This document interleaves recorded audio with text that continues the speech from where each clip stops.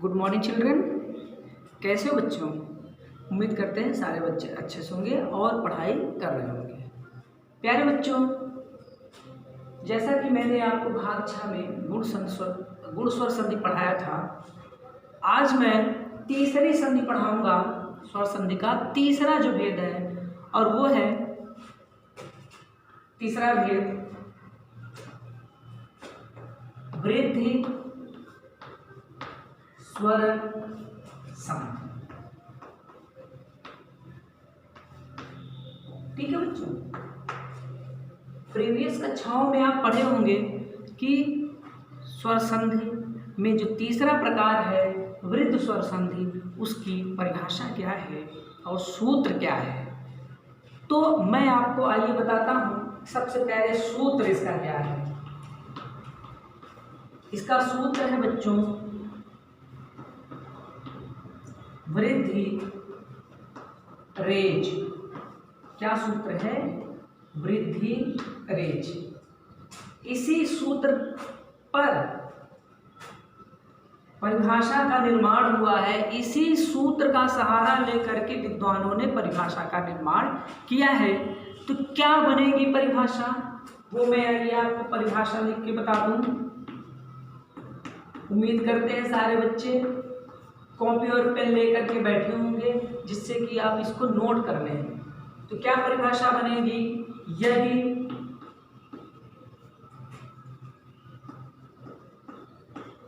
ह्रस्व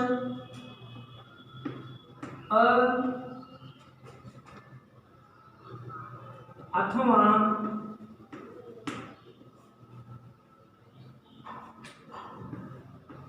दीर्घ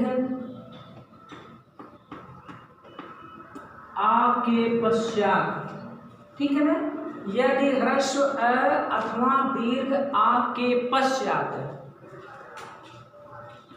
ए अथवा ए अथवा ओ अथवा औ आए तो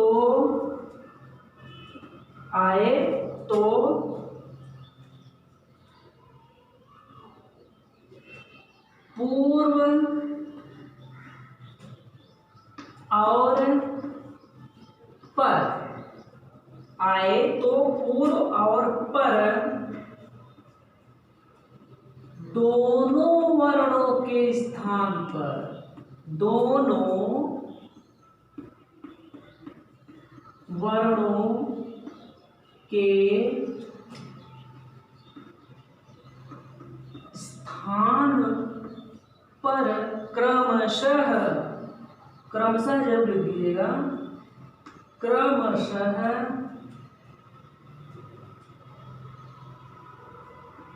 ए अथवा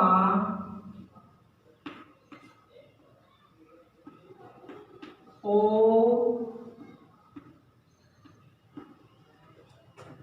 आदेश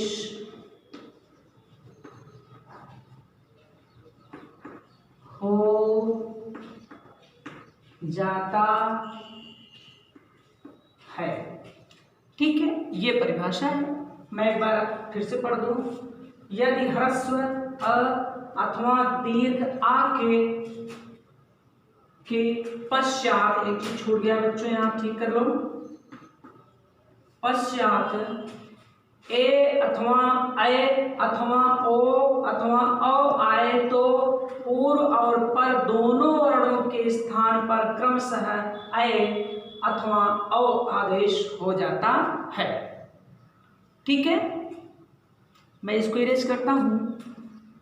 अब इस परिभाषा के अनुसार ये परिभाषा क्या कह रही है, आइए इसको संक्षिप्त रूप में मैं आपको लिख के बता दूं, ताकि आपको अच्छे से समझ में आ जाए, कोई दिक्कत ना हो। ये परिभाषा कह रही है बच्चों कि अ अथवा आ के पश्चात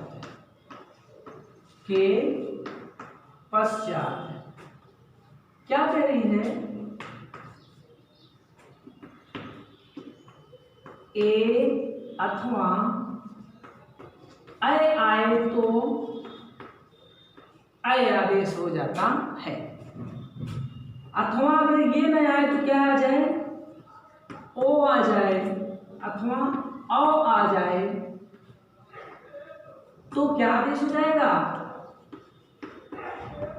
औ आदेश हो जाता है।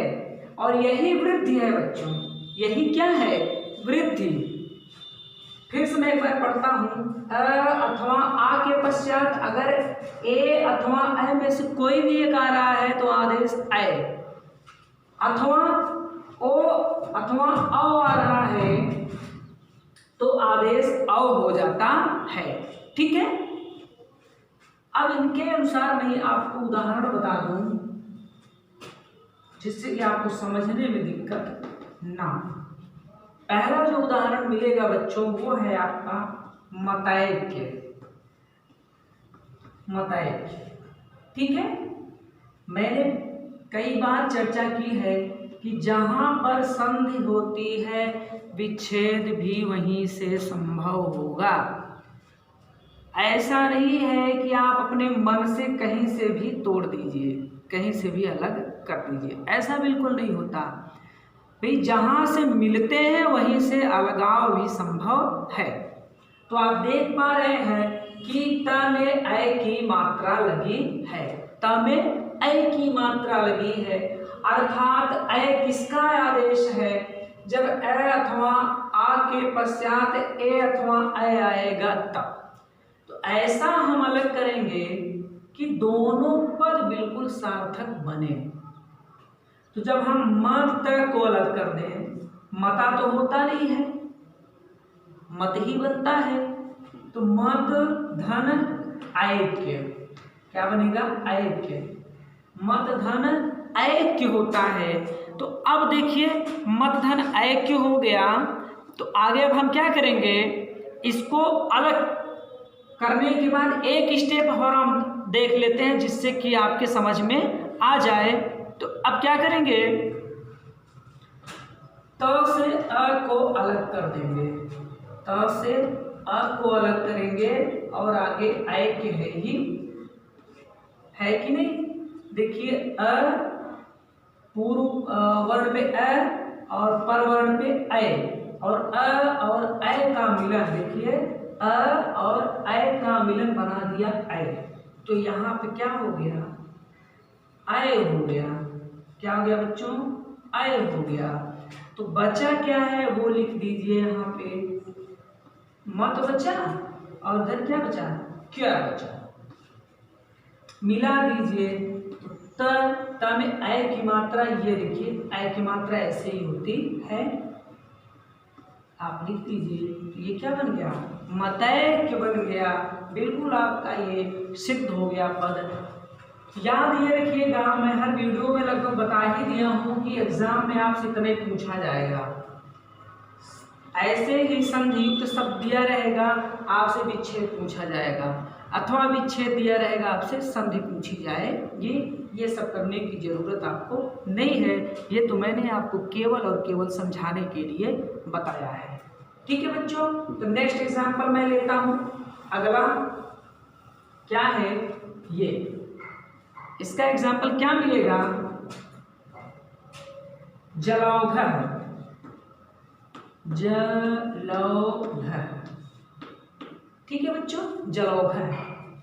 देखिए यहाँ पर आपको संधि नजर आ रही होगी, औ की मात्रा लग गई है। तो औ कब होता है, जब अथवा आ के पश्चात ओ अथवा औ आए तो दोनों विलुप्त हो जाएंगे और औ आ जाएगा। देखिए दोनों सार्थक पद होने चाहिए। तो हम जला तो कर नहीं सकते क्योंकि जल ही होता है, और आगे क्या, ओघा बनता है। तो ल से हम क्या करेंगे, अ को अलग कर देंगे तो ल में हलंत लग जाएगा, और आगे क्या है, ओ है। ठीक है बच्चों, देखिए ये दोनों मिलकर के क्या बना दिए, आओ बना दिए। तो देखिए यहाँ पे मैंने लिख दिया आओ, उम्मीद है समझ में आ रहा होगा। ज ल, यहाँ क्या बचा है, घ बचा है। दोनों इस पद को और इस पद को हम मिला दें तो क्या हो जाएगा, ल में औ की मात्रा ये मैंने दिया और ये घ लिख दिया, और इस तरह से आपका वृत्त स्वर संधि के अनुसार ये भी उदाहरण सिद्ध हो गया। केवल परीक्षा में इतना ही पूछा जाएगा। समझ में आ रहा है? ठीक है बच्चों, इसके बाद जो एक बहुत बड़ी बात इस संधि में है, इस संधि की खामी, इस संधि की कमी, और वो क्या है, अपवाद। अपवाद है इसमें। क्या अपवाद है, मैं आपको लिख करके बता दूं। अपवाद डालिएगा हेडिंग, अब लिखिएगा अपवाद। ठीक, ऐसे लिख लीजिए। लिखिएगा धातु का एकार या ओकार, धातु का एकार या ओकार, ओकार, धातु का एकार या ओकार परे रहे तो, परे रहे तो, ठीक है ना, परे रहे तो उपसर्ग के, उपसर्ग के अ अथवा आ, ठीक है, अ अथवा आ का लोप हो जाता है, का लोप हो जाता है। समझ में आ रहा है बच्चों? आगे लिखना है थोड़ा सा भी। क्या लिखेंगे,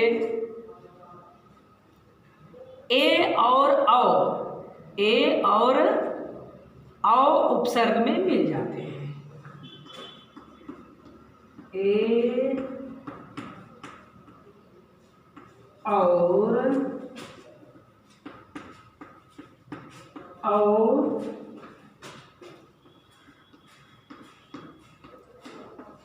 उपसर्ग में मिल जाते हैं। यह अपवाद है वृत्त स्वर संधि का। ठीक है, मैं एक बार पढ़ दूं। धातु का एकार या ओकार परे रहे तो उपसर्ग के अ अथवा आ का लोप हो जाता है। ए और ओ होगा। ठीक है बच्चों, ओ उपसर्ग में मिल जाते हैं। ठीक,